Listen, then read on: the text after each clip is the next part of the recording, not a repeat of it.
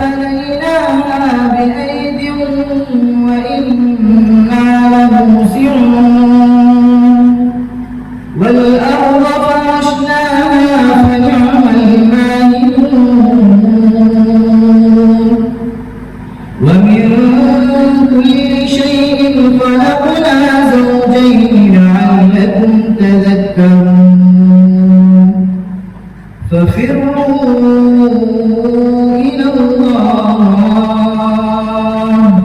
إني لكم منه نذير مبين ولا تجعلوا مع الله إلها آخر إني لكم منه نذير مبين كذلك ما أتى الذين من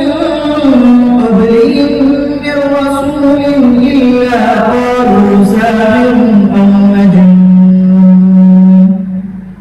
أتواصوا به بل هم قوم طاغون فتول عنهم فما أنت بملوم وذكر فإن الذكرى تنفع المؤمنين وما خلقت الجن والإنس إلا ليعبدون ما أريد منهم من رزق وما أريد أن يطعمون إن الله هو الرزاق ذو القوة المتين فإن للذين ظلموا ذنوبا مثل ذنوب أصحابهم فلا يستعجلون